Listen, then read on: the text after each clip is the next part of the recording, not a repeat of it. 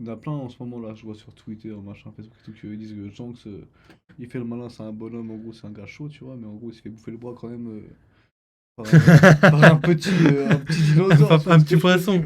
C'est Non, moi ça. je pense que ça m'étonne pas. Je pense qu'il avait Et pas trop après, le choix. il y a une théorie qui dit que en gros c'était pour montrer à Luffy, genre en mode. Ouais, en gros c'était pour apprendre à Luffy à Non, devenir moi, plus fort. moi j'aime pas trop cette théorie.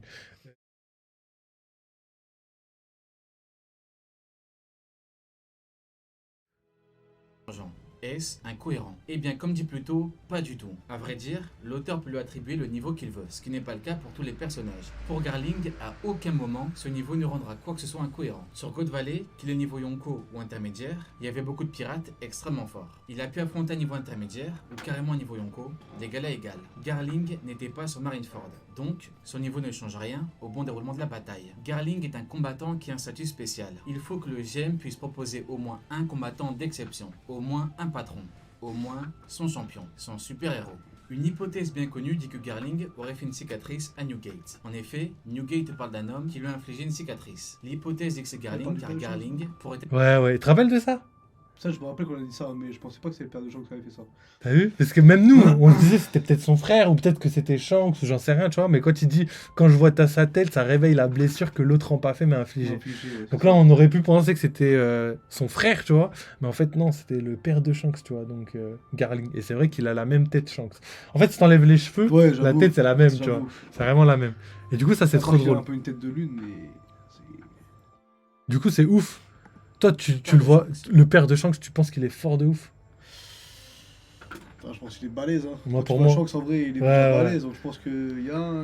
Moi, je suis quasiment sûr. Ouais, je Pour pense moi, qu'il est c'est balèze aussi. obligatoire qu'il soit ultimement fort, wesh. Ou à moins que l'auteur il a fait une faille, un fail un peu, tu vois, et puis que ça soit une merde, tu vois, mais Non, je pense pas. après, je pense pas non plus. Odin, il fait bien les choses, donc ça m'étonnerait. Mais après, c'est pas impossible, mais Déjà, ça... tu vois ça Shanks m'étonnerait. sans fruit, Et comme il parce est que Newgate balèze. Ouais. ne fait que la Je tête pense de que notamment, Shanks c'est pour ça qui est rappeler ouf. cet homme. Si Newgate Sans parle de fruit, il lui, est c'est archi compliqué à balèze. justifier, car Newgate Prime est supérieur au Yonko. T'as pas Donc, oublié que à moins de dire que Shanks, Garling est supérieur au il a vécu Yonko, avec Roger c'est aussi, compliqué. et tout. Par Il a contre, vécu on sait avec, que Newgate, Barbe malade, Blanche. a perdu un niveau de puissance. Donc, Garling aurait pu affronter Newgate de niveau Yonko.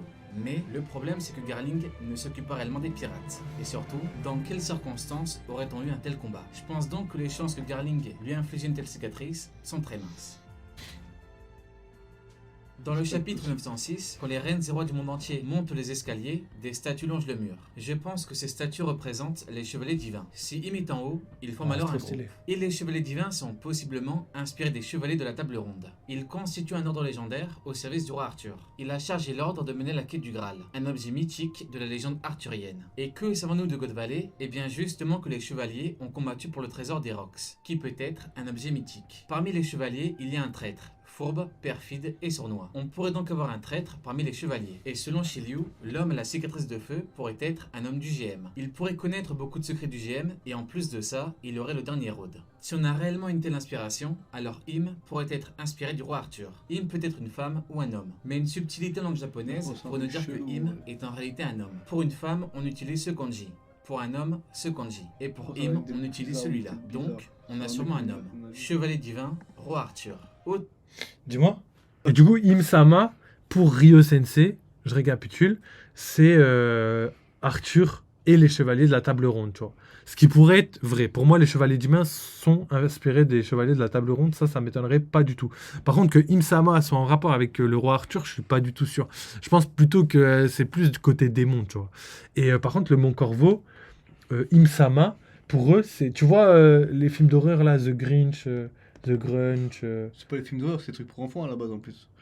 Ah. The Grinch. Le Grinch, c'est le bonhomme vert de Père Non, Noël. pas lui, pas lui. Ah, The Grunch, tu veux Ouais, dire. ouais, The- ouais, ouais. C'est la meuf là qui sort avec les cheveux là. Ouais, ouais, Tu oui, vois, là. c'est. Ben ça aussi c'est un yokai, tu vois. Et en plus, ça, c'est des films coréens en plus, à la base. Ah ouais, je savais pas. Mais en tout cas, c'est tiré de la mythologie japonaise et Enfin, ce c'est ouais, démon-là. japonais, coréen, Shintok, tu vois. Ouais, ça se peut, ouais. Oui, Et- The Grunch, et ouais, je vois. Et du coup, en fait, Les cheveux qui sortent de partout. ouais, c'est ça, les cheveux mouillés comme ça Avec devant le la bruit, tête là, là que tu vois pas. Ouais, c'est ça. Ouais, je vois. Et du coup, en fait, ça c'est Et tiré ouais, d'un c'est yokai The japonais. Grunch, je sais pas quoi, ouais. Ouais. Et du coup, c'est tiré d'un yokai japonais. Et ce yokai japonais, il s'appelle le Nur-Ona, tu vois. Et en fait, on sait que Im-sama, elle s'appelle Nerona. Et du coup, le Mont Corvo, ils ont fait un lien entre les deux. Et ils disent que elle, ça pourrait être ce yokai, et en même temps, ce serait le serpent dans la Bible, tu vois. Parce que le serpent dans la Bible, ça représente le diable, tu vois. Le serpent qui corrompt Ève, là, et qui l'oblige à manger le fruit du péché, le fruit défendu. Et du coup, Adam mange le fruit défendu, et du coup, bah, ils sont maudits après, tu vois. Et bah, du coup, là, ils disent que ce serait tiré après- de cette histoire-là. C'est pour ça Du qu'Oda coup, aurait par contre, pris. il fait deux comparaisons différentes un peu, tu vois. Ouais, c'est ça. Et là, du coup, on a deux avis complètement différents entre. Après, vraiment pourquoi intéressant, pas. le Après, je sais Graal que est décrit Rio comme une et. pierre Bah, après, tombée du franchement, front de comme Lucifer. Corvo et Et Rio quand Sensei, ça moi, je vous- préfère mon corbeau, tu vois. Sérieux? Ouais. Après, moi, ça dépend. Mon corbeau, niveau Après, analyse, ça dépend des théories. je kiffe, tu vois. Moi, je trouve que analyse, il y a pas beaucoup de personnes qui peuvent s'asseoir à leur table. Par contre, niveau théorie, Et, pour moi, Rio il a montré, tu vois. Il a montré que. Pour moi, personnellement, il a montré qu'il avait eu raison sur énormément de choses. Pour moi, lui, il est très fort en power scaling et en analyse euh, des, euh, des personnages et aussi. Mais en vrai, c'est surtout autour de la puissance. Autour de la puissance des personnages, c'est rarement après, trompé. par Tu contre, vois. les deux théories, j'avoue, ils sont pas mal. Enfin, les deux théories des deux, ça peut être. Après, faut voir. Mais après, moi, je prends pas leur théorie. Tu vois. Moi, je prends leur théorie, je les mets sur le papier, et je vois si c'est possible ou pas possible par rapport à ce que je pense. Et après, moi, je donne mes propres théories. Tu vois. Donc, chacun peut choisir ce qu'il veut. En haut, Comment il a ça parlé de vision Ton d'enfer. dessin, là. Il met une Moi, forme c'est lourd, mon démoniaque. pote. Ouais, Donc, bah, on ouais, peut avoir un ouais, schéma ouais. classique d'équipage ou de groupe, comme à l'époque avec le CP9. Si Garling est niveau intermédiaire, il aurait 2 ou 3 commandants, de niveau Shishibukai. Vous appelez ce niveau Laisse-moi comme bon réfléchir vous 30 semble, secondes et intermédiaire je entre reviens. 17 et les autres seront encore en dessous. Par J'avoue contre, que ouais, si c'est chaud. Garling est niveau Yonko, C'est chaud, c'est alors chaud, on aurait c'est 2 ou chaud. 3 Coup de la commandants boisson, non et les Ça autres existe seraient pas des vices. Voilà à quoi ça pourrait ressembler. Maintenant, Franchement, parlons de Shanks. il y a Le pas film beaucoup de Red films suggère assez- fortement que Shanks est un Figarland. Ouais, Utah est c'est la trop fille de stylé. Shanks, donc c'est Hmm. sûrement une Figarland. C'est vrai que En je un trouve lien quelque chose direct, qui Shanks ressemble un peut peu. Il va être revenir en un plus dans Figarland. Rainer. Garling peut donc Rainer, être le ouais. père de Rainer. Shanks. Rainer, Mais c'est rien dans- n'est sûr. La sœur de Ah, Garling l'attaque pourrait des être Titans. la mère de Shanks. Imaginons que Xebec soit le père de Shanks. Xebec aurait eu un enfant avec la sœur de Pourquoi tu Garling, mets un peu une sœur d'AOT qui aurait là-dedans, donc là commis l'irréparable. Mais Garling peut tout à fait être le père de Shanks. Et Shanks Tu pourrait être un théories de malade. Ah là, il m'éclate. T'as vu ce qu'il parle? Il parle du fait que Shanks pourrait ne... Enfin, que Garling pourrait ne pas être le père de Shanks. Et c'est grave possible, j'arrête pas de le dire. Pourquoi? Parce que Shanks a été trouvé à God Valley. Et Garling a combattu à God Valley. Et Garling, c'est pas le roi de God Valley, il habite pas à God Valley. C'est juste un mec qui est venu pour la chasse. Mais toi, t'as pas vu, t'as pas tout vu.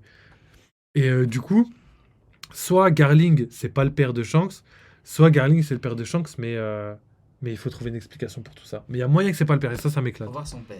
Ce qui Pourquoi ça va implique un savoir, potentiel combat. Car au niveau idéologique, on est aux antipodes. Le problème, c'est que Dragon contre Garling est un combat bien plus approprié. Dans la mesure où c'est beaucoup moins théorique. Pour Shanks, on théorise un lien pour théoriser un combat, mais aussi parce qu'on a un combat parfait. L'homme qui représente la révolution contre l'homme qui représente la puissance En fait, de c'est pas un Marie-Joise. bac qu'on voit pas, Par je crois, contre, Dragon. si Shanks C'est pas une affronte galère aussi, Garling, il y a alors on des pourra avoir un Espagnols. combat d'anthologie. On l'a jamais Shanks vu, est enfin, un pirate on qui l'a menace, jamais qui réellement vu. punit, Trop vu, quoi, en qui fait. On l'a vu humilie, que dans le qui passé. extermine. Il menace la marine. Il punit Akainu. Il le force à arrêter le combat. Il l'humilie à Ramaki. Il extermine Kid. T'as vu les S'il théories se qui retrouve reviennent devant encore Garling, maintenant, un homme là, avec que un tel Shanks, il disait, tempérament, ouais, c'est une un bonne tel femme qui s'est fait le bras comportement quand il et était, qui représente avec Luffy. Hmm. Il y en a plein en ce moment là, je vois sur Twitter, machin, Facebook et tout, qui disent que Shanks, il fait le malin, c'est un bonhomme, en gros c'est un gars chaud, tu vois, mais en gros il se fait bouffer le bras quand même par un petit dinosaure. Un petit poisson. Non, moi je pense que ça m'étonne pas. Je pense qu'il avait pas trop Après, de choix. il y a une théorie qui dit que en gros c'était pour montrer à Luffy genre en mode. En gros c'était pour apprendre à Luffy à. Non, moi j'aime pas trop cette théorie. C'est juste qu'en fait, aujourd'hui, il y a plein de gens qui disent qu'en fait, quand tu utilises l'acquis de l'armement, tu peux te protéger, tu vois, avec l'acquis de l'armement. Du coup, Shanks aurait pu utiliser l'acquis de l'armement pour se protéger le bras et se faire mordre sans se faire arracher le bras, tu vois. Et le fait qu'il ait sacrifié son bras pour Luffy, je pense, mais en fait, ça peut être justifié par tellement de trucs, tu vois. Parce qu'on sait déjà, Barbe Blanche, il avait l'acquis de l'armement, mais il se faisait blesser par des randoms, tu vois. Il s'est pris des coups d'épée, des coups de canon, des coups de trucs, tu vois. Et au final, on sait qu'un mec il peut se faire blesser. Je pense que Shanks, il a tellement dû être rapide entre l'île où il était et là où se trouvait Luffy au large, qu'il a dû utiliser toute sa puissance pour le rattraper, tu vois. Et du coup, il n'a pas pu générer plus de haki. Il a utilisé tout son haki pour se propulser, tu vois, son haki des rois et tout, tu vois. Et du coup, il a juste décalé Luffy et son bras a sauté, quoi. Pour moi, c'est ça. Puis t'as aussi les théories qu'il représente, qui disent que alors le Shanks, combat se il a envie de fera. baiser le Garling aussi. semble être un homme qui vaut Ouais, beaucoup non, de ça, choses. ça, j'y Garling crois était plus. un jusqu'au Avant, boutiste. peut-être, mais Il maintenant, on a n'hésite vu pas que à c'était un bon exécuter gars, Shanks. Ouais. Tenryubito. Il lui parle comme un moins que rien. Garling Figarland est l'homme qu'Akainu ne sera jamais. Un être supérieur qui n'a de compte à rendre qu'à Im. Un être que les Tenryubito ne peuvent humilier. Un homme qui peut donner un vrai combat aux hommes les plus puissants du monde. Voilà pour la vidéo, j'espère qu'elle vous aura plu. Ok, vas-y, on va faire un petit récapitulatif, on va discuter de tout ça. Et après, on va s'arrêter là pour le live.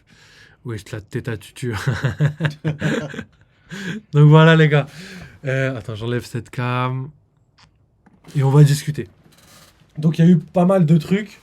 Niveau puissance. Donc, déjà, au début du live, je crois, on avait parlé d'un truc. C'était au niveau de la puissance de.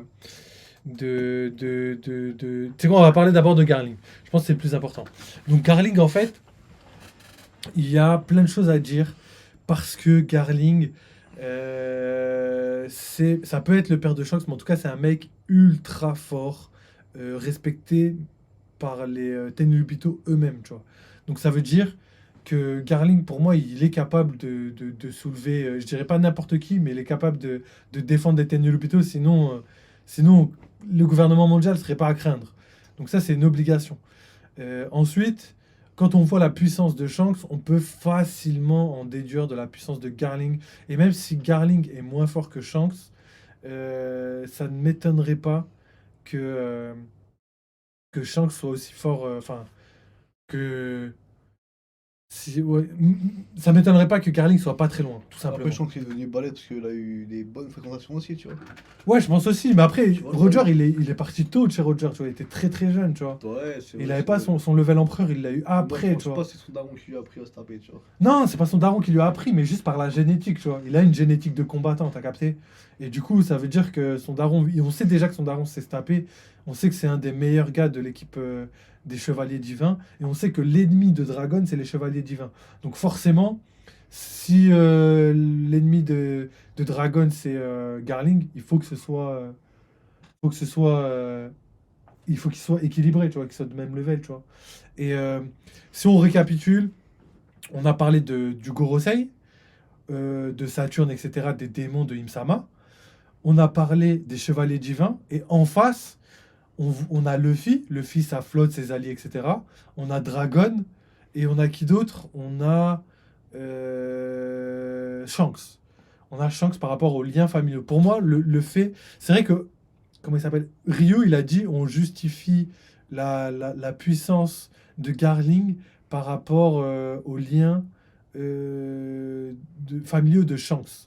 Ce qui pourrait être vrai, mais ce qui n'est pas nécessairement vrai. D'ailleurs, pour le Shanks, c'est le fils de Xebec et tout, on l'a déjà dit sur la chaîne, et c'est grave possible aussi. Ça fait partie des théories qu'on garde dans un coin de nos têtes. Mais en tout cas, ce qui est sûr, c'est que Shanks, Dragon et Luffy, ça va être le corps principal de la fin du manga pour détrôner le gouvernement mondial. Pour moi, ils ont tous les trois un intérêt scénaristique ultra important pour détrôner le gouvernement mondial. Et Barbe Noire a un intérêt, par exemple, devenir roi du monde, ça a un intérêt qui rejoigne le gouvernement mondial pour acquérir, pour atteindre ce level. Et peut-être que Barbe Noire va rejoindre le gouvernement mondial et après va vouloir les trahir. Tu vois, peut-être qu'il va discuter avec son équipage, il va dire non, mais vous inquiétez pas, après on va le trahir et comme ça, ce sera terminé. Donc il y a ça et on peut imaginer beaucoup de choses par rapport à tout ça. Pour terminer, je dirais personnellement que pour moi, actuellement, par rapport aux informations qu'on a actuellement, je mettrais réellement Garling. Garling, je le mettrais vraiment face à Shanks. Je pense que l'intérêt scénaristique par rapport au pouvoir de Shanks, etc., je pense que ça a plus d'impact de voir deux filles Garland se battre ensemble pour justifier la fin du manga. Donc ça, c'est premièrement. Ensuite, Dragon, c'est vrai, mais en fait, si Dragon se bat avec Garling, la seule raison pour laquelle il se battrait avec Garling, c'est parce que Garling est plus puissant que le Gorosei. Et ça, j'en suis pas très sûr. Je les mettrais égaux, ou sinon je les mettrais moins forts. Sinon je sais pas, scénaristiquement, je sais pas, ça fait un peu bizarre. Et après, il y a Imsama. Est-ce que Imsama est une combattante ou pas? On ne sait pas, mais en tout cas, Imsama et Barbe Noire, c'est les deux antagonistes principaux au fait qu'ils pourraient finir enfin, que ce soit les personnes les plus fortes en termes d'ennemis, tu vois. Que ce soit Barbe Noire ou Imsama, c'est les deux personnes. Il y a la théorie, qui c'est peuvent. que Barbe Noire 3 fouilles des mois, apparemment, au programmeur aussi. Ouais, mais ça serait lourd de ouf. Hein. Moi, j'aimerais bien que Imsama lui donne son dernier fruit du démon et que son dernier fruit du démon, ce soit un fruit de type mythique, tu vois.